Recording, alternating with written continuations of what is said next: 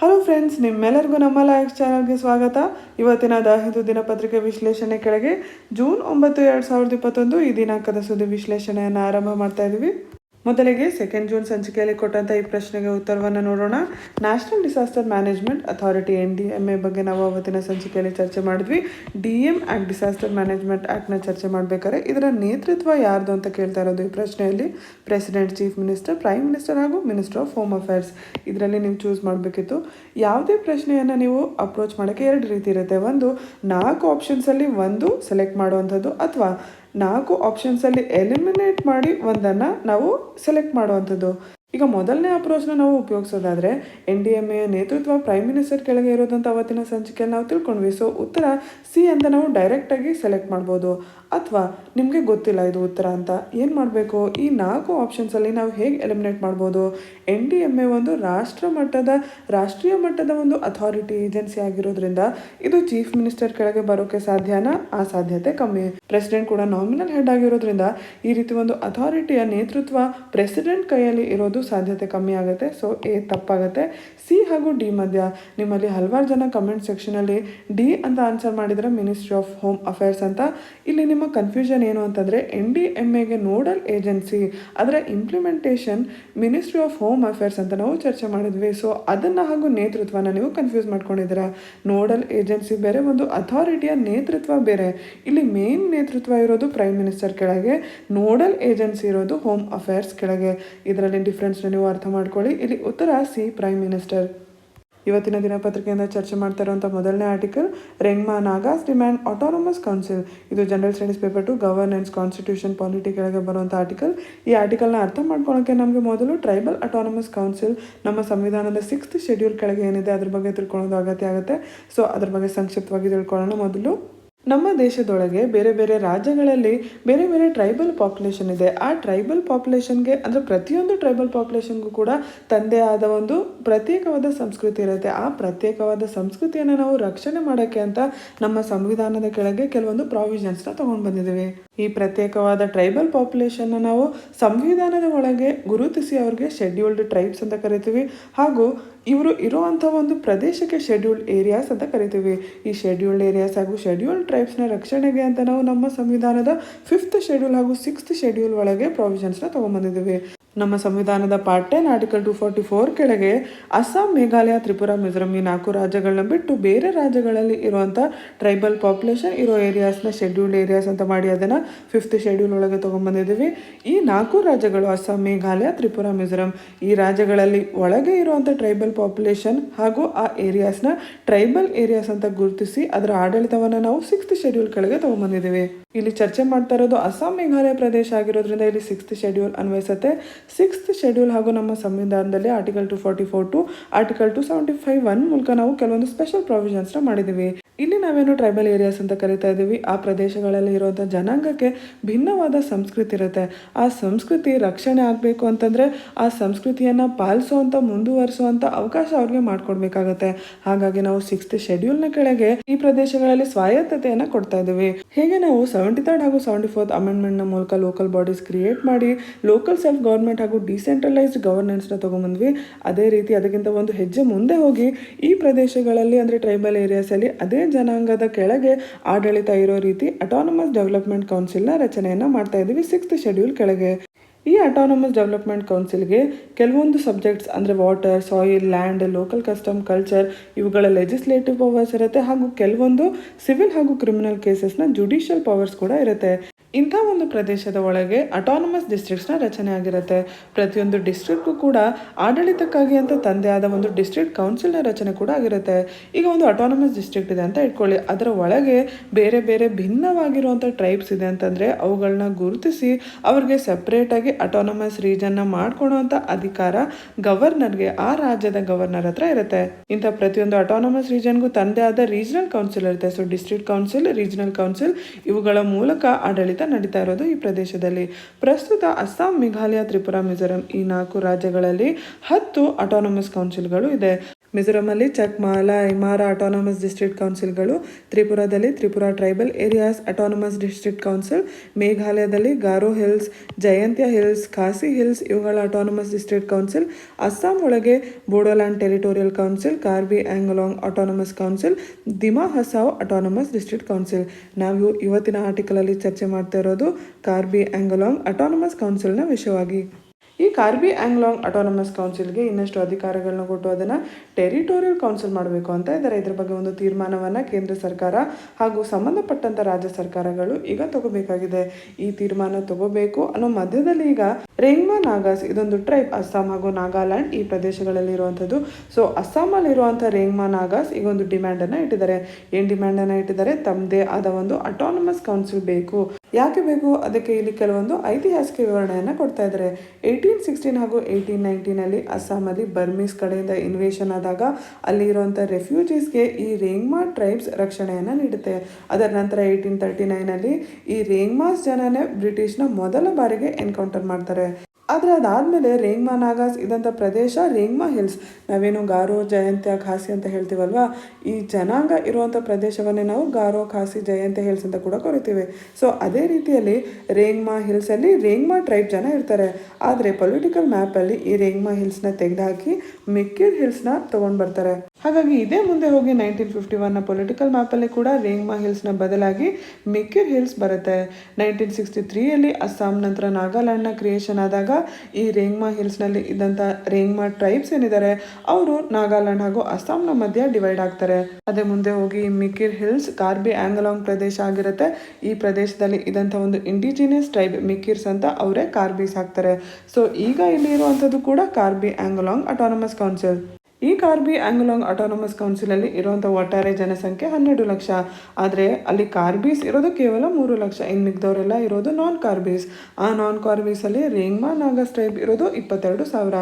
ಆದರೆ ಒಂದು ಅಟಾನಮಸ್ ಕೌನ್ಸಿಲ್ನ ರಚನೆ ಯಾಕೆ ಮಾಡ್ತಾ ಇರೋದು? ಒಂದು ಪ್ರತ್ಯೇಕವಾದ ಸಂಸ್ಕೃತಿಯ ರಕ್ಷಣೆಗಾಗಿ. ಸೊ ಕಾರ್ಬೀಸ್ ಹಾಗೂ ರೇಂಗ್ಮಾ ನಾಗಾಸ್ ಮಧ್ಯ ಪ್ರತ್ಯೇಕ ಭಿನ್ನವಾಗಿರುವಂಥ ಕಲ್ಚರ್ ಇದೆಯಾ? ಅದು ಮೇನ್ ಆಗಿರುವಂಥ ಪ್ರಶ್ನೆ. ಸೊ ರೇಂಗ್ಮಾಸ್ ಇಲ್ಲಿ ಏನು ಹೇಳ್ತಾ ಇದ್ದಾರೆ? ಇವರು ಇದ್ದಂಥ ರೇಂಗ್ಮಾ ಹಿಲ್ಸ್ನ ಪ್ರದೇಶ ಹಾಗೂ ಕಾರ್ಬೀಸ್ಗೂ ಯಾವುದೂ ಐತಿಹಾಸಿಕವಾದ ಸಂಬಂಧ ಇಲ್ಲ. ಈ ಎರಡು ಜನಾಂಗ ಭಾಷೆಯ ಬೇರೆ ಬೇರೆ ಡಯಲೆಕ್ಟ್ ಮಾತಾಡುವಂಥದ್ದು. ಮುಂಚೆ ರೇಂಗ್ಮಾ ಹಿಲ್ಸಲ್ಲಿ ಇದ್ದವರು ಈಗ ಅಸ್ಸಾಂ, ಅರುಣಾಚಲ್ ಪ್ರದೇಶ್, ಮೇಘಾಲಯ ಈ ಪ್ರದೇಶಗಳಲ್ಲಿ ಇದ್ದಾರೆ.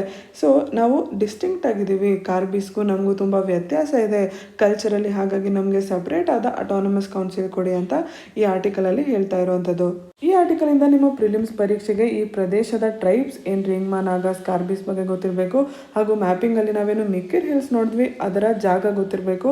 ಅದನ್ನು ಬಿಟ್ಟು ನಿಮ್ಮ ಮೇನ್ಸಲ್ಲಿ general studies paper 3 internal security ಕೆಳಗೆ ಕೂಡ ಅದಕ್ಕೆ ಸಂಬಂಧಪಟ್ಟಂತೆ ಈ ಫ್ಯಾಕ್ಟ್, ಈ ಡಿಮ್ಯಾಂಡ್ ಏನಿದೆ ಅದ್ರ ಬಗ್ಗೆ ನಿಮಗೆ ಗೊತ್ತಿರಬೇಕಾಗುತ್ತೆ. ಮುಂದೆ ಚರ್ಚೆ ಮಾಡ್ತಿರುವಂಥ ಆರ್ಟಿಕಲ್ ಬ್ರಿಕ್ಸ್ ಅಪೋಸಸ್ ಎಕ್ಸೆಪ್ಷನಲಿಸಮ್ ಚೈನಾ. ಇದು ನಿಮ್ಮ ಜನರಲ್ ಸ್ಟಡೀಸ್ ಪೇಪರ್ 2 ಕೆಳಗೆ ಬರುವಂಥ ಆರ್ಟಿಕಲ್. ನಿಮ್ಮ ಜನರಲ್ ಸ್ಟಡೀಸ್ ಪೇಪರ್ 2 ಕೆಳಗೆ ನಿರ್ದಿಷ್ಟವಾಗಿ bilateral, regional and global groupings and agreements involving India or affecting India's interest ಅಂತ ಇದೆ. ಸೊ ಅದ್ರ ಕೆಳಗೆ ನಿಮ್ಮ ಕ್ವಾಡ್, ಬ್ರಿಕ್ಸ್ ತುಂಬ ಮುಖ್ಯ ಆಗುತ್ತೆ. ನಾವೀಗಾಗಲೇ ಕಳೆದ ವಾರದ ಸಂಚಿಕೆಯಲ್ಲಿ ಬ್ರಿಕ್ಸ್ ಬಗ್ಗೆ ತಿಳ್ಕೊಂಡಿದ್ದೀವಿ. 2 ಜೂನ್ ಸಂಚಿಕೆಯಲ್ಲಿ ಈ ವರ್ಷ ಏನು ಭಾರತದ ನೇತೃತ್ವದಲ್ಲಿ ಬ್ರಿಕ್ಸ್ ಸಮಿಟ್ ನಡೀತಾ ಇದೆ, 13th ಬ್ರಿಕ್ಸ್ ಸಮಿಟ್. ಅದರಲ್ಲಿ ಏನೇನು ಮಾತುಕತೆ ಆಯಿತು ಅಂತ ಚರ್ಚೆ ಮಾಡಿದ್ವಿ. ಅದರಲ್ಲಿ ಮೊದಲನೇದು ರಿಫಾರ್ಮಿಂಗ್ ಮಲ್ಟಿಲ್ಯಾಟ್ರಲಿಸಮ್. ನಾವು ಈ ಮಲ್ಟಿಲ್ಯಾಟ್ರಲಿಸಮ್ ಬಗ್ಗೆ ಪದೇ ಪದೇ ಚರ್ಚೆ ಮಾಡ್ತಾ ಇರ್ತೀವಲ್ವಾ. ಬೈಲ್ಯಾಟ್ರಲ್ ಅಂತ ನಾವು ಯಾವಾಗ ಕರಿತೀವಿ? 2 ದೇಶಗಳ ಮಧ್ಯ. ಬೈ ಅಂದರೆ 2. ಸೊ 2ಕ್ಕಿಂತ ಜಾಸ್ತಿ ದೇಶಗಳ ಮಧ್ಯ ಡಿಪ್ಲೊಮ್ಯಾಟಿಕ್ ಅಂದರೆ ರಾಜತಾಂತ್ರಿಕದ ಮಟ್ಟದಲ್ಲಿ ಅಂತಾರಾಷ್ಟ್ರೀಯ ಸಂಬಂಧಗಳಲ್ಲಿ ಏನಾದ್ರು ಇಂಟರಾಕ್ಷನ್ಸ್ ನಡೀತಾ ಇದ್ರೆ ನಾವು ಅದನ್ನು ಮಲ್ಟಿಲ್ಯಾಟ್ರಲ್ ಅಂತ ಕರಿತೀವಿ. ಯಾಕೆ ಈ ಮಲ್ಟಿಲ್ಯಾಟ್ರಲಿಸಮ್ ಇಷ್ಟು ಮುಖ್ಯ ಆಗುತ್ತೆ? ಇವತ್ತಿನ ಪ್ರಪಂಚ ಹೇಗಿದೆ? ಎಲ್ಲ ದೇಶಗಳು ಕನೆಕ್ಟೆಡ್ ಆಗಿದ್ದಾವೆ. ಗ್ಲೋಬಲೈಸೇಷನ್ ಕಾಲದಲ್ಲಿ ಇದೀವಿ ನಾವು. ಸೊ ಕನೆಕ್ಟೆಡ್ ಆಗಿದೆ ಅಂದರೆ ಏನರ್ಥ? ಒಂದು ಕಡೆ ಆಗೋದು ಇನ್ನೊಂದು ಕಡೆ ಪರಿಣಾಮ ಬೀಳುತ್ತೆ. ಈಗ ಕೋವಿಡ್ ವೈರಸ್ ಸ್ಟಾರ್ಟ್ ಆಗಿದ್ದು ಚೈನಾದಲ್ಲಿ. ಇವತ್ತು ಇಡೀ ಜಗತ್ತು ಅದನ್ನು ಅನುಭವಿಸ್ತಾ ಇದೆ. ಅದಕ್ಕೆ ಒಂದು ಕಾರಣ ಗ್ಲೋಬಲೈಸೇಷನ್ ಹಾಗೂ ನಾವು ಹೇಗೆ ಕನೆಕ್ಟ್ ಆಗಿದ್ದೀವಿ ಅಲ್ವಾ. ಸೊ ನಮಗೆ ಅಂತಾರಾಷ್ಟ್ರೀಯ ಪ್ಲಾಟ್ಫಾರ್ಮ್ಸ್ನ ಅವಶ್ಯಕತೆ ಇರುತ್ತೆ. ಎಲ್ಲರೂ ಕೋಆರ್ಡಿನೇಷನ್, ಸಹಕಾರನ ಮುಂದೆ ತೊಗೊಂಡು ಹೋಗೋದಕ್ಕೆ. ಈ ರೀತಿ ಒಂದು ಮಲ್ಟಿಲ್ಯಾಟ್ರಲಿಸಮ್ ಅಲ್ಲಿ ಸುಧಾರಣೆ ತರಬೇಕು ಅನ್ನೋದು ಬ್ರಿಕ್ಸ್ನ ಉದ್ದೇಶ. ಯಾವ ರೀತಿ ಸುಧಾರಣೆಗಳಾಗಬೇಕು ಅನ್ನೋದನ್ನು ಈ ಬ್ರಿಕ್ಸ್ ಸಮಿಟಲ್ಲಿ ಚರ್ಚೆ ಮಾಡಿದ್ದಾರೆ. ಮೊದಲನೇದು ಗ್ಲೋಬಲ್ ಗವರ್ನೆನ್ಸ್ ಇನ್ಕ್ಲೂಸಿವ್ ಆಗಿರಬೇಕು, ಅಂದರೆ ಅಂತಾರಾಷ್ಟ್ರೀಯವಾದ ಆಡಳಿತ ಎಲ್ಲ ದೇಶಗಳನ್ನ ಒಳಗೂಡಿಸ್ಕೊಂಡು ನಡಿಬೇಕು. ಎರಡನೇದು ಏನೇ ಆದರೂ ಕೂಡ ಅದು ಎಲ್ಲ ದೇಶಗಳಿಗೂ ಕೂಡ ಬೆನಿಫಿಟ್ ಆಗಬೇಕು ಅನ್ನೋಂಥದ್ದು. ಮೂರನೇದು ಮಲ್ಟಿಲ್ಯಾಟ್ರಲ್ ಆರ್ಗನೈಸೇಷನ್ಸ್ ರೆಸ್ಪಾನ್ಸಿವ್ ಆಗಿರಬೇಕು, ಆಕ್ಷನ್ ಓರಿಯೆಂಟೆಡ್, ಸೊಲ್ಯೂಷನ್ ಓರಿಯೆಂಟೆಡ್ ಇರಬೇಕು. ಅಂದರೆ ಸಮಸ್ಯೆ ಬಂದಾಗ ಅದಕ್ಕೆ ಬೇಗ ಸ್ಪಂದಿಸಬೇಕು, ಅಂತಾರಾಷ್ಟ್ರೀಯ ಕಾನೂನಿನ ಪ್ರಕಾರ ಅದನ್ನು ಬಗೆಹರಿಸೋಕೆ ಪ್ರಯತ್ನ ಮಾಡಬೇಕು ಅಂತ ಅರ್ಥ. ನಾಲ್ಕನೇದು ಸಮಸ್ಯೆಗಳಿಗೆ ಇನೋವೇಟಿವ್ ಆಗಿ, ಇನ್ಕ್ಲೂಸಿವ್ ಆಗಿ, ಅಂದರೆ ಎಲ್ಲರಿಗೂ ಉಪಯೋಗ ಆಗೋ ಥರ ತಂತ್ರಜ್ಞಾನವನ್ನು ಬಳಸ್ಕೊಂಡು ನಾವು ಸೊಲ್ಯೂಷನನ್ನು ಕಂಡುಹಿಡ್ಕೋಬೇಕು. ಐದನೇದು ಈಗ ಅಂತಾರಾಷ್ಟ್ರೀಯವಾದ ಏನು ಪ್ಲ್ಯಾಟ್ಫಾರ್ಮ್ಸ್ ಇದೆ, ಸಂಸ್ಥೆಗಳಿದೆ, ಅವುಗಳನ್ನೆಲ್ಲ ಬಲಪಡಿಸಬೇಕು. ಆರನೇದು people to people centred international cooperation ನಾವು ಇನ್ನಷ್ಟು ಜಾಸ್ತಿ ಮಹತ್ವ ಕೊಟ್ಟು ಮುಂದುವರಿಸಬೇಕು. ಈ 6 ಪಾಯಿಂಟ್ಸ್ನ ಆಧಾರದ ಮೇಲೆ ಮಲ್ಟಿಲ್ಯಾಟ್ರಲಿಸಮ್ನ ಸುಧಾರಣೆ ಆಗಬೇಕು ಅನ್ನೋದು ಇಲ್ಲಿ ಚರ್ಚೆ ಮಾಡ್ತಾ ಇದ್ದಾರೆ. ಒಂದು ಕಡೆ ಭಾರತ ಈ ಬ್ರಿಕ್ಸ್ ಜಾಯಿಂಟ್ ಸ್ಟೇಟ್ಮೆಂಟ್ನ ಭಾಗ ಆಗಿದ್ರೆ, ಇನ್ನೊಂದು ಕಡೆ ಚೀನಾದ ಕ್ರಿಟಿಸಿಸಮ್ಗೂ ಕೂಡ ಭಾರತ ತುತ್ತಾಗಿದೆ. ಭಾರತ ಕ್ವಾಡ್ನ ಭಾಗ ಆಗಿದೆ. ಕ್ವಾಡ್ ಅಂತಂದರೆ quadrilateral security dialogue, USA, Japan, Australia, India ಈ 4 ಸೇರಿ ಮಾಡ್ಕೊಂಡಿರುವಂಥದ್ದಲ್ವ. ಇಂಡಿಯನ್ ಓಷನ್ ಒಳಗೆ ತಮ್ಮ ಪ್ರೆಸೆನ್ಸನ್ನು ಏನು ಈ ಪ್ರದೇಶವನ್ನು ಓಪನ್ ಆಗಿ ಇಡಬೇಕು ಅನ್ನೋ ಕಾರಣದಿಂದ ನಾವು ಮಾಡ್ಕೊಂಡಿರುವಂಥ ಒಂದು ಗ್ರೂಪಿಂಗ್. ಈ ಗ್ರೂಪಿಂಗ್ನ ಒಂದು ಉದ್ದೇಶ ಏನು, ಚೀನಾದ ಇನ್ಫ್ಲೂಯೆನ್ಸ್ನ ಇಂಡಿಯನ್ ಓಷನ್ ರೀಜನಲ್ಲಿ ಕೌಂಟರ್ ಮಾಡುವಂಥದ್ದು. ಈ ಕ್ವಾಡ್ನ ಥರ ಏನು ಸಣ್ಣ ಸಣ್ಣ ಗ್ರೂಪ್ಸ್ನ ಮುಖಾಂತರ ಡಿಪ್ಲೊಮ್ಯಾಟಿಕ್ ಇಂಟ್ರಾಕ್ಷನ್ ಹಾಗೂ ಸಹಕಾರ ನಡೀತಾ ಇರುತ್ತೆ, ಅದನ್ನೇ ಸೆಲೆಕ್ಟಿವ್ ಮಲ್ಟಿಲ್ಯಾಟ್ರಲಿಸಮ್ ಅಂತ ಚೀನಾ ಕರಿತಾ ಇದೆ ಹಾಗೂ ಅದನ್ನು ಅಪೋಸ್ ಮಾಡ್ತಾ ಇದೆ. ಈ ಟರ್ಮ್ ನಿಮಗೆ ತುಂಬ ಮುಖ್ಯವಾಗಿರುವಂಥದ್ದು. ಪರೀಕ್ಷೆಯಲ್ಲಿ ಡೈರೆಕ್ಟಾಗಿ ಇದನ್ನು ಕೇಳಿದ್ರು ಅಂತಂದರೆ ಅದರ ಅರ್ಥ ಗೊತ್ತಿರಬೇಕು, ಎಸ್ಪೆಷಲಿ ಮೇನ್ಸ್ ಎಕ್ಸಾಮಲ್ಲಿ. ಇಲ್ಲಿ ಇನ್ನೊಂದು ಮುಖ್ಯವಾಗಿರುವಂಥ ಟರ್ಮ್ ಎಕ್ಸೆಪ್ಷನಲಿಸಮ್. US-ನ ಇಲ್ಲಿ ಉದಾಹರಣೆಯಾಗಿ ಇಟ್ಕೊಂಡು ಚೀನಾ ಮಾತಾಡ್ತಿರುವಂಥದ್ದು ಎಕ್ಸೆಪ್ಷನಲಿಸಮ್ ಅಂತ. ಅಂದರೆ ಎಕ್ಸೆಪ್ಷನ್ ಅಂದರೆ ಏನು, ವಿಶೇಷ. ನಾವು ಒಂದು ಎಕ್ಸೆಪ್ಷನ್ ಅಂತ ಅನ್ಕೊಳ್ಳೋವಂಥದ್ದು. ಒಂದು ದೇಶ ತನ್ನನ್ನು ತಾನು ಎಕ್ಸೆಪ್ಷನ್, ವಿಶೇಷ, ಸುಪೀರಿಯರ್ ಅಂತ ಅಂದ್ಕೊಂಡು ಬೇರೆ ದೇಶಗಳ ಮೇಲೆ ತನ್ನನ್ನು ತಾನು ಹೇರುವಂಥದ್ದು, ಡಾಮಿನೇಟ್ ಮಾಡುವಂಥದ್ದು, ಇದನ್ನು ಎಕ್ಸೆಪ್ಷನಲಿಸಮ್ ಅಂತಾರೆ. ಇಲ್ಲಿ ಚೀನಾ ಸೆಲೆಕ್ಟಿವ್ ಮಲ್ಟಿಲ್ಯಾಟ್ರಲಿಸಮ್ ಹಾಗೂ ಎಕ್ಸೆಪ್ಷನಲಿಸಮ್ ಎರಡೂ ನೀತಿಯನ್ನು ವಿರೋಧಿಸ್ತಾ ಇದೆ. ಸೆಲೆಕ್ಟಿವ್ ಮಲ್ಟಿಲ್ಯಾಟ್ರಲಿಸಮ್ ಅಂತ ಇರಬೇಕಾದ್ರೆ ಭಾರತ ಹಾಗೂ US-ನ ವಿರೋಧಿಸ್ತಾ ಇದೆ. ಎಕ್ಸೆಪ್ಷನಲಿಸಮ್ ಅಂತ US-ನ ವಿರೋಧಿಸ್ತಾ ಇದೆ. ಒಟ್ಟಾರೆ ಈ ಆರ್ಟಿಕಲಿಂದ ನಾವೇನು ಅರ್ಥೈಸ್ಕೋಬೋದು, ಎಸ್ಪೆಷಲಿ ಭಾರತ ಹಾಗೂ ಚೀನಾದ ಸಂಬಂಧದ ಬಗ್ಗೆ. ಈ ಬ್ರಿಕ್ಸ್ ಸಮ್ಮಿಟಲ್ಲೇ ಒಂದು ಕಡೆ ಚೀನಾದ ಸಪೋರ್ಟಾಗಿ ಭಾರತ ನಿಂತಿದೆ ಮಲ್ಟಿಲ್ಯಾಟ್ರಲಿಸಮ್ನ ಸುಧಾರಣೆ ಮಾಡೋಕ್ಕೆ. ಇನ್ನೊಂದು ಕಡೆ ಚೀನಾ ಭಾರತವನ್ನೇ ವಿರೋಧಿಸ್ತಾ ಇದೆ ಸೆಲೆಕ್ಟಿವ್ ಮಲ್ಟಿಲ್ಯಾಟ್ರಲಿಸಮ್ ಅಂತ ಇರಬೇಕಾದ್ರೆ. ಸೊ ಭಾರತ ಹಾಗೂ ಚೀನಾದ ಸಂಬಂಧ ಇವತ್ತು ಹೇಗಿದೆ ಅನ್ನೋದಕ್ಕೆ ಇದೊಂದು ಎಕ್ಸಾಂಪಲ್ ಆಗಿ ಕೂಡ ನೀವು ತಗೋಬೋದು. ಮುಂದೆ ಚರ್ಚೆ ಮಾಡ್ತಿರೋಂಥ article ensure no break in studies of children hit by pandemic. ಇದು ನಿಮ್ಮ general studies paper 2 governance, social justice ಕೆಳಗೆ ಬರುವಂಥದ್ದು. ಅದರ ಕೆಳಗೆ government policies and interventions for development in various sectors and issues arising out of the design and implementation ಈ ಸಬ್ topic ಕೆಳಗೆ ಬರುವಂಥದ್ದು. ನಿಮಗೆ ನೆನಪಿದ್ರೆ ಕಳೆದ ವಾರ ನಾವು ಡಿಸ್ಕಸ್ ಮಾಡಿದ್ವಿ, ಸುಪ್ರೀಂ ಕೋರ್ಟ್ ಕೋವಿಡ್-19 ಪ್ಯಾಂಡಮಿಕ್ಕಿಂದಾಗಿ ಮಕ್ಕಳ ಮೇಲೆ ಏನು ಇಂಪ್ಯಾಕ್ಟ್ ಆಗಿದೆ ಅದ್ರ ಬಗ್ಗೆ ಒಂದು ಸುವೋಮೋಟೋ ಕೇಸ್ ತೊಗೊಂಡಿದೆ. ಸುವೋಮೋಟೋ ಅಂತಂದರೆ ತಾನೇ ಒಂದು ಕೇಸ್ನ ತೊಗೊಂಡಿರುವಂಥದ್ದು.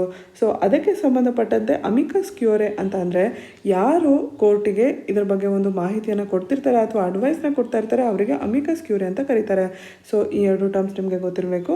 ಇಲ್ಲಿ ಕೋವಿಡ್-19 ಪ್ಯಾಂಡಮಿಕ್ಕಿಂದಾಗಿ ಯಾವ ಮಕ್ಕಳು ಅನಾಥರಾಗಿರ್ತಾರೆ ಅವರ ಶಿಕ್ಷಣದ ಬಗ್ಗೆ ಚರ್ಚೆ ನಡೀತಾ ಇದೆ. ಸೊ ಈ ಮಕ್ಕಳಲ್ಲಿ ಕೆಲವೊಬ್ಬರು ಗೌರ್ಮೆಂಟ್ ಸ್ಕೂಲಲ್ಲಿರ್ಬೋದು, ಪ್ರೈವೇಟ್ ಸ್ಕೂಲಲ್ಲಿರ್ಬೋದು, ಅವರ ಶಿಕ್ಷಣ ಮುಂದುವರಿಬೇಕು ಅಂದರೆ ಅದಕ್ಕೆ ಏನು ಪ್ರಾವಿಷನ್ಸ್ನ ಅಗತ್ಯ ಇದೆ ಅದನ್ನು ಸ್ಟೇಟ್ ಗೌರ್ಮೆಂಟ್ಸ್ ಹಾಗೂ ಯೂನಿಯನ್ ಟೆರಿಟರೀಸ್ ಮಾಡಬೇಕು ಅಂತ ಡೈರೆಕ್ಷನಲ್ಲಿ ಸುಪ್ರೀಂ ಕೋರ್ಟ್ ಅವ್ರಿಗೆ ಕೊಡ್ತಾ ಇದೆ.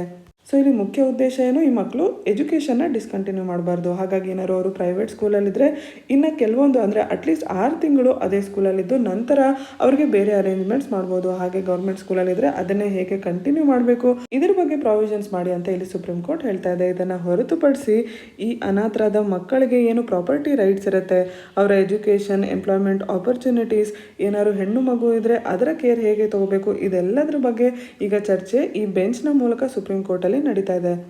ಈ ಮಕ್ಕಳ ಬಗ್ಗೆ ಚರ್ಚೆ ಮಾಡ್ತಾ ಇರ್ಬೇಕಾದ್ರೆ ಇಲ್ಲಿ ಇನ್ನೊಂದು ಸಮಸ್ಯೆ ಮುಂದೆ ಬರ್ತಾ ಇದೆ, ಇಲ್ಲಿಗಲ್ ಅಡಾಪ್ಷನ್ನ ವಿಷಯವಾಗಿ. ಸೊ ಇದು ಕೂಡ ಜನರಲ್ ಸ್ಟಡೀಸ್ ಪೇಪರ್ 2 ಕೆಳಗೇನೆ ಬರುವಂಥದ್ದು. Take action against illegal adoption supreme court. ಈ ಆರ್ಟಿಕಲ್ನ ನೀವು ಇವತ್ತಿನ ದಿನಪತ್ರಿಕೆಯಲ್ಲಿ ನೋಡ್ಬೋದು.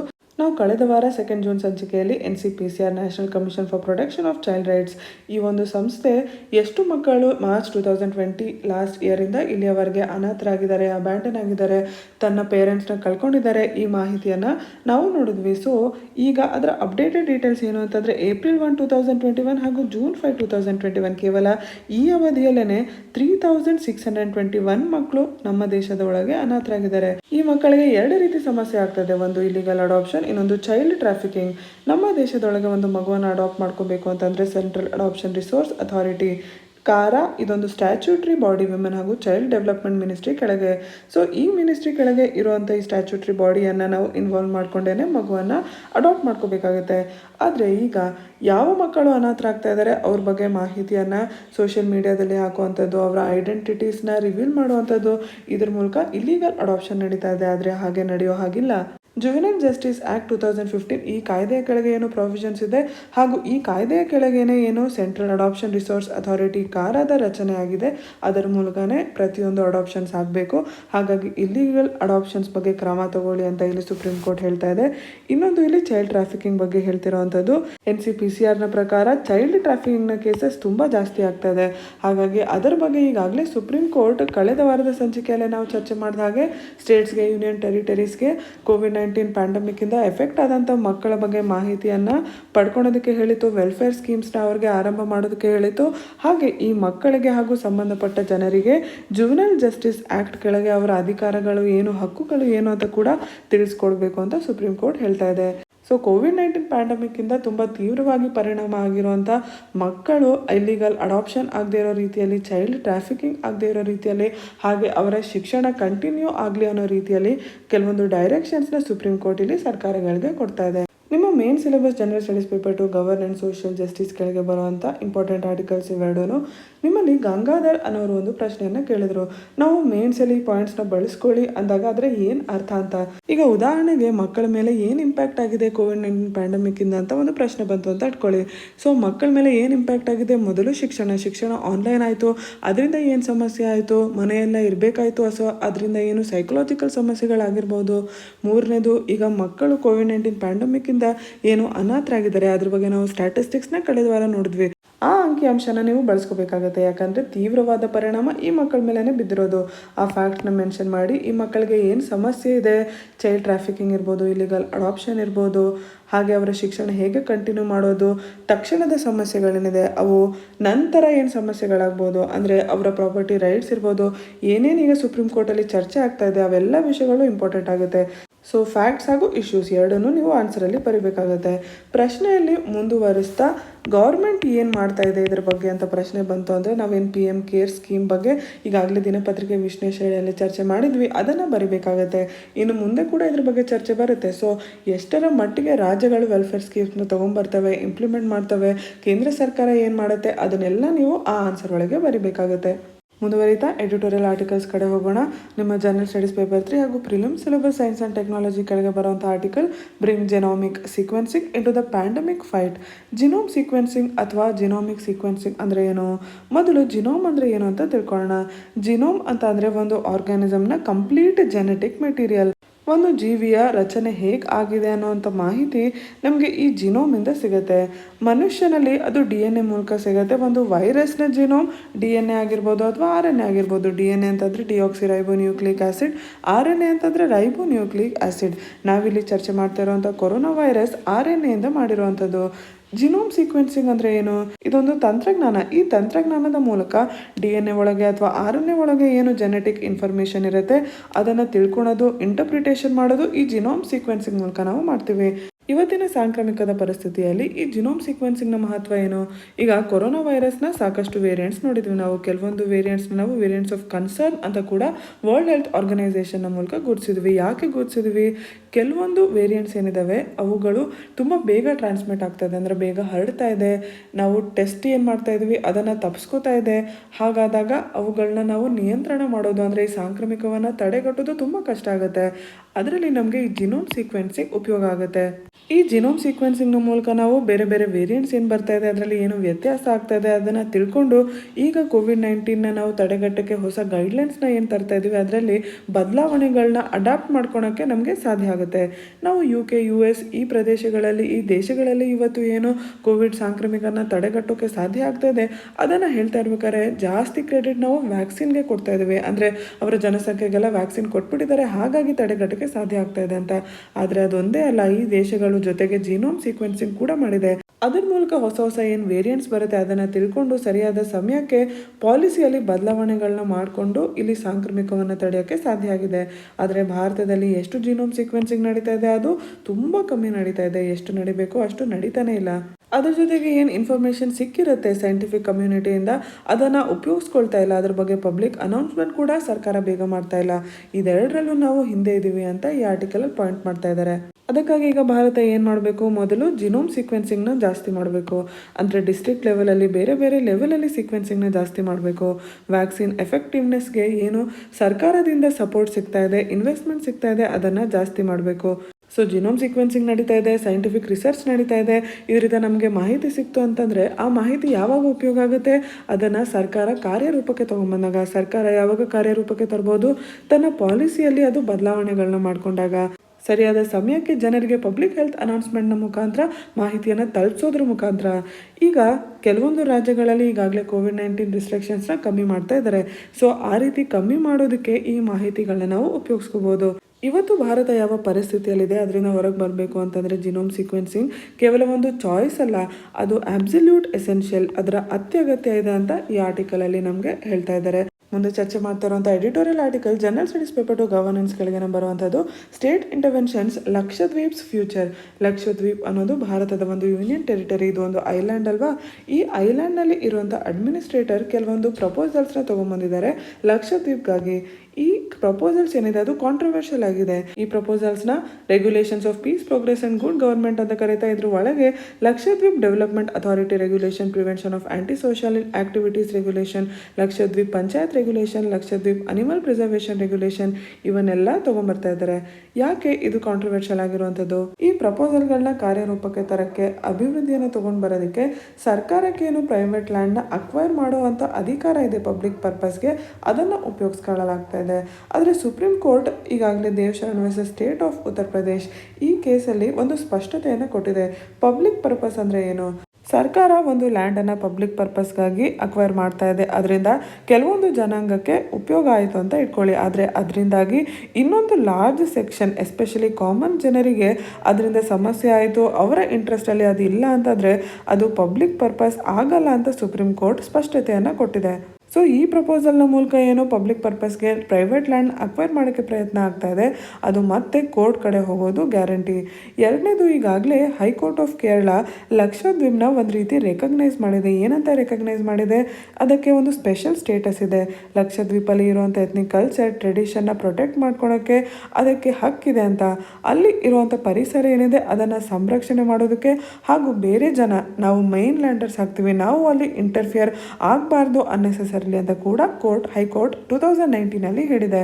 ಈ ಎರಡು ಕೋರ್ಟ್ ಡೈರೆಕ್ಷನ್ಸ್ ನೋಡಿದಾಗ ಇವು ಕಾಂಟ್ರವರ್ಷಿಯಲ್ ಆಗುತ್ತೆ, ಕಾರ್ಯರೂಪಕ್ಕೆ ತರೋದು ಕಷ್ಟ ಆಗುತ್ತೆ ಅಂತ ನಾವು ತಿಳ್ಕೊಬೋದು. ಇವತ್ತಿನ ಲಕ್ಷದ್ವೀಪ್ ಪರಿಸ್ಥಿತಿ ಏನಿದೆ, ಅಲ್ಲಿಯ ಮೇನ್ ಎಕನಾಮಿಕ್ ಆಕ್ಟಿವಿಟಿಯಲ್ಲಿ ಕೋಕೋನಟ್ ಟ್ರೀಸ್ ಅಗ್ರಿಕಲ್ಚರ್ನ ಮೇನ್ ಕ್ರಾಪ್ ಆಗಿದೆ. ಎರಡನೇದು ಫಿಶರೀಸ್ ಮೇನ್ ಎಕನಾಮಿಕ್ ಆಕ್ಟಿವಿಟಿ ಆಗುತ್ತೆ.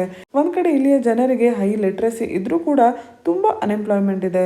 ಎಲೆಕ್ಟ್ರಿಸಿಟಿಯ ಸಮಸ್ಯೆ ಜಾಸ್ತಿ ಇದೆ. ಎಲೆಕ್ಟ್ರಿಸಿಟಿ ಸಮಸ್ಯೆ ಯಾಕಿದೆ? ಡೀಸೆಲ್ ಜನರೇಟರ್ಸ್ ಉಪಯೋಗಿಸ್ಬೇಕಾಗುತ್ತೆ. ಸೋಲಾರ್ ಎಲೆಕ್ಟ್ರಿಸಿಟಿ ಇಲ್ಲಿ ಜಾಸ್ತಿ ಉಪಯೋಗಿಸೋಕ್ಕೆ ಸಾಧ್ಯ ಆಗ್ತಾ ಇಲ್ಲ. ಹಾಗಾಗಿ ಇವತ್ತು ಲಕ್ಷದ್ವೀಪ್ನ ಎರಡು ಮೇನ್ ಸಮಸ್ಯೆ ಅನ್ಎಂಪ್ಲಾಯ್ಮೆಂಟ್ ಹಾಗೂ ಎಲೆಕ್ಟ್ರಿಸಿಟಿ ಜನರೇಷನ್. ಆದರೆ ಈ ಎರಡೂ ಸಮಸ್ಯೆಗಳನ್ನ ಹೊಸ ಡೆವಲಪ್ಮೆಂಟ್ ಪ್ರಪೋಸಲ್ ಟ್ಯಾಕಲ್ ಮಾಡ್ತಾ ಇಲ್ಲ, ಅಡ್ರೆಸ್ ಮಾಡ್ತಾ ಇಲ್ಲ. ಈಗ ಲಕ್ಷದ್ವೀಪ್ ಅಡ್ಮಿನಿಸ್ಟ್ರೇಷನ್ ಏನು ಟೂರಿಸಂ ಸ್ಟ್ರಾಟಜಿ ತೊಗೊಂಡ್ಬಂದಿದೆ ಅದು ಮಾಲ್ಡೀವ್ಸ್ನ ಆಧಾರದ ಮೇಲೆ ತೊಗೊಂಡು ಬಂದಿದೆ. ಭೌಗೋಳಿಕವಾಗಿ ನೋಡೋದಾದ್ರೆ ಹೌದು, ಲಕ್ಷದ್ವೀಪ್ ಹಾಗೂ ಮಾಲ್ಡೀವ್ಸ್ ಒಂದೇ ರೀತಿಯಲ್ಲಿ ಇರುವಂಥದ್ದು. ಲಕ್ಷದ್ವೀಪಲ್ಲಿ ಹೇಗೋ ಕೋಕೋನಟ್ ಟ್ರೀಸ್ ಇದೆ, ಅದೇ ರೀತಿ ಮಾಲ್ಡೀವ್ಸಲ್ಲಿ ಕೂಡ ಇದೆ. ಆದರೆ ಮಾಲ್ಡೀವ್ಸ್ನಲ್ಲಿ ಟೂರಿಸಮ್ಗೋಸ್ಕರ ತುಂಬ ಕಮ್ಮಿ ಕೋಕೋನಟ್ ಟ್ರೀಸ್ನ ಕಟ್ ಮಾಡಿದ್ದಾರೆ. ಒನ್ ಐಲ್ಯಾಂಡ್ ಹಾಗೂ ಒನ್ ರೆಸಾರ್ಟ್ ಅನ್ನೋ ಒಂದು ಕಾನ್ಸೆಪ್ಟ್ನ ಯೂಸ್ ಮಾಡ್ಕೊತಾ ಇದ್ದಾರೆ. ಇದರಿಂದಾಗಿ ಏನಾಗುತ್ತೆ, ಟೂರಿಸ್ಟ್ಗಳು ಒಂದೇ ಜಾಗದಲ್ಲಿ ಜಾಸ್ತಿ ಕೇಂದ್ರಿತವಾಗೋದಿಲ್ಲ. ಈ ಲಕ್ಷದ್ವೀಪ್ ಹಾಗೂ ಮಾಲ್ಡೀವ್ಸ್ ಎರಡು ಕಡೆ ನಾವು ಕೋರಲ್ ರೀಫ್ಸ್ನ ನೋಡ್ತೀವಿ. ಕೋರಲ್ ರೀಫ್ಸ್ ಪರಿಸರದ ದೃಷ್ಟಿಕೋನದಿಂದ ಹಾಗೂ ಎಕನಾಮಿಕ್ ಸಿಗ್ನಿಫಿಕೆನ್ಸ್ ಇಂದ ಕೂಡ ತುಂಬ ಮುಖ್ಯವಾಗಿರುವಂಥದ್ದು. ಹಾಗಾಗಿ ಈ ರೀಫ್ಸ್ನ ರಕ್ಷಣೆ ಮಾಡೋದು, ಕನ್ಸರ್ವ್ ಮಾಡೋದು ತುಂಬ ಮುಖ್ಯ ಆಗುತ್ತೆ. ಈ ಮಾಲ್ಡೀವ್ಸ್ನಲ್ಲಿ ಏನು ಟೂರಿಸಂ ಸ್ಟ್ರಾಟಜಿ ಇದೆ ಅದರ ಒಳಗೇನೆ ಕೋರಲ್ ರೀಫ್ಸ್ನ ರಕ್ಷಣೆ ಕೂಡ ತುಂಬ ಚೆನ್ನಾಗಿ ನಡೀತಾ ಇದೆ. ಆದರೆ ಈ ರೀತಿ ಬ್ಯಾಲೆನ್ಸನ್ನು ಈಗಿರುವಂಥ ಲಕ್ಷದ್ವೀಪ್ ಪ್ರಪೋಸಲಲ್ಲಿ ನಾವು ನೋಡೋದಿಲ್ಲ. ಅಲ್ಲಿರೋ ವಿಲೇಜಸ್ಗೆ ಈಗಾಗಲೇ ವಾಟರ್ನ ಸ್ಟ್ರೆಸ್ ಇದೆ, ಡ್ರಿಂಕಿಂಗ್ ವಾಟರ್ ಸಮಸ್ಯೆ ಇದೆ, ಎಲೆಕ್ಟ್ರಿಸಿಟಿ ಸಮಸ್ಯೆ ಇದೆ, ಸೀವೇಜ್ ಡಿಸ್ಪೋಸಲ್ ಸಮಸ್ಯೆ ಇದೆ. ಅದರ ಜೊತೆಗೆ ಈ ಪ್ರದೇಶದಲ್ಲಿ ರೆಸಾರ್ಟ್ಸ್ನ ತೊಗೊಂಬಂದು ಇವೆರಡನ್ನು ಸಪ್ರೇಟ್ ಮಾಡಲಾಗ್ತಾ ಇದೆ. ಸೊ ಈ ಹೊಸ ಕ್ರಮಗಳಿಂದ ಅಲ್ಲಿಯ ಪರಿಸರದ ಮೇಲೆ ತುಂಬ ಸ್ಟ್ರೆಸ್ ಬೀಳ್ಬೋದು, ಪರಿಣಾಮ ಆಗ್ಬೋದು ಅಂದರೂ ಕೂಡ ಎನ್ವಿರಾನ್ಮೆಂಟ್ ಮಿನಿಸ್ಟ್ರಿ ಇದ್ರ ಬಗ್ಗೆ ಏನು ಮಾತಾಡ್ತಾ ಇಲ್ಲ ಅನ್ನೋದು ನಾವು ಗಮನಿಸಬೇಕಾಗಿರುವಂಥದ್ದು. ಇನ್ನು ಪೊಲಿಟಿಕಲಿ ನೋಡೋದಾದರೆ ಈ ಪ್ರದೇಶವನ್ನು ಅಂದರೆ ಈ ಜಾಗಗಳನ್ನ ಸಿಟಿ ಅಂತ ನಾವು ಸೆನ್ಸಸ್ಸಲ್ಲಿ ಐಡೆಂಟಿಫೈ ಮಾಡಿದರೂ ಕೂಡ ನಾವು ಸ್ಮಾರ್ಟ್ ಸಿಟಿಗಳನ್ನ ಇಲ್ಲಿ ಡೆವಲಪ್ ಮಾಡೋಕ್ಕೆ ಸಾಧ್ಯ ಇಲ್ಲ, ಅದಕ್ಕೆ ಸರಿಯಾಗುವಂಥ ಇನ್ಫ್ರಾಸ್ಟ್ರಕ್ಚರ್ನ ಕಟ್ಟೋಕ್ಕೆ ಸಾಧ್ಯ ಇಲ್ಲ. ಈ ಪ್ರದೇಶಕ್ಕೆ ಏನು ಅವಶ್ಯಕತೆ ಇದೆ ಅದನ್ನೇ ನಾವು ಮಾಡಬೇಕಾಗುತ್ತೆ. ಆದರೆ ನಾವು ಒಂದು ಕಡೆ ಅದನ್ನು ಮಾಡ್ತಾ ಇಲ್ಲ, ಇನ್ನೊಂದು ಕಡೆ ಬೇರೆ ರೀತಿ ಅವರ ಪಂಚಾಯತ್ ಪವರ್ಸ್ನ ಕಮ್ಮಿ ಮಾಡ್ತಾ ಇದ್ವಿ, ಕರಪ್ಷನ್ನ ಗ್ರೌಂಡ್ಸಲ್ಲಿ ಅಲ್ಲಿ ಆ್ಯಕ್ಚುಲಿ ಶಾಂತಿಯುತವಾದ ಪರಿಸ್ಥಿತಿ ಇದ್ದರೂ ಕೂಡ ಆ್ಯಂಟಿ ಸೋಷಲ್ ಆ್ಯಕ್ಟಿವಿಟೀಸ್ಗೆ ಅಂತ ಹೊಸದಾಗಿ ಲೆಜಿಸ್ಲೇಷನ್ ತೊಗೊಂಡು ಬರ್ತಾ ಇದ್ದೀವಿ. ಸೊ ಇದೆಲ್ಲ ಬೇಕಾಗಿಲ್ಲ ಅನ್ನೋ ಪಾಯಿಂಟ್ನ ಇಲ್ಲಿ ಮಾಡ್ತಾ ಇದ್ದಾರೆ. ಸೊ ಲಕ್ಷದ್ವೀಪಲ್ಲಿ ಏನು ಬೇಕಾಗಿದೆ? ಒಂದು ಕಡೆ ರೆಸಾರ್ಟ್ಸ್ ಇದೆ, ಡೆವಲಪ್ಮೆಂಟ್ ಇನ್ಸ್ಟಿಟ್ಯೂಷನ್ಸ್ ಇದೆ, ಇನ್ನೊಂದು ಕಡೆ ವಿಲೇಜಸ್ ಇದೆ, ಜನರಿದ್ದಾರೆ ಅಂತಂದರೆ ಅವುಗಳ ಮಧ್ಯ ಬೌಂಡ್ರಿನ ನಾವು ತೊಗೊಂಡು ಬರಬೇಕಾಗುತ್ತೆ, ಲಿಮಿಟೇಷನ್ಸ್ ತೊಗೊಂಡು ಬರಬೇಕಾಗುತ್ತೆ. ಈ ರೆಸಾರ್ಟ್ಸಿಂದ ಟ್ಯಾಕ್ಸ್ ಕಲೆಕ್ಟ್ ಮಾಡಿ ಅಲ್ಲಿಯ ಜನರಲ್ಲಿ ನಾವು ಉಪಯೋಗಿಸ್ಕೋಬೇಕಾಗುತ್ತೆ. ಎಲೆಕ್ಟ್ರಿಸಿಟಿಯನ್ನು ಪಾರ್ಟ್ನರ್ಶಿಪ್ಪಿಂದ ಜನರೇಟ್ ಮಾಡಬೇಕಾಗುತ್ತೆ. ಈ ಪ್ರದೇಶದಲ್ಲಿ ವಾಟರ್, ಸೂವೇಜ್, ಹೆಲ್ತ್ ಈ ಎಲ್ಲ ವಿಷಯಗಳಲ್ಲಿ ಏನು ಅವಶ್ಯಕತೆ ಇದೆ, ಎಜುಕೇಷನ್ನ ಅವಶ್ಯಕತೆ ಇದೆ, ಎಂಪ್ಲಾಯ್ಮೆಂಟ್ನ ಅವಶ್ಯಕತೆ ಇದೆ, ಅದನ್ನೆಲ್ಲ ಪೂರೈಸೋದ್ರ ಬಗ್ಗೆ ನಾವು ನಮ್ಮ ಫೋಕಸ್ನ ಕೇಂದ್ರೀಕರಿಸಬೇಕು ಅಂತ ಈ ಆರ್ಟಿಕಲಲ್ಲಿ ಹೇಳ್ತಾ ಇದ್ದಾರೆ. ಮುಂದೆ ಚರ್ಚೆ ಮಾಡ್ತಾ ಇರೋದು ಎಡಿಟೋರಿಯಲ್ ಆರ್ಟಿಕಲ್. ಆದರೆ ಈ ಎಡಿಟೋರಿಯಲ್ ಆರ್ಟಿಕಲಿಂದ ಕೇವಲ ಪ್ರಿಲಿಮ್ಸ್ಗೆ ಬೇಕಾಗಿರುವಂಥ ಕೆಲವೊಂದು ಫ್ಯಾಕ್ಟ್ಸ್ ಅಷ್ಟೇ ಇದೆ. ನಿಮ್ಮ general studies paper to international ರಿಲೇಷನ್ಸ್ಗಳಿಗೆ ಕೂಡ ಈ ಆರ್ಟಿಕಲ್ ಬರುತ್ತೆ.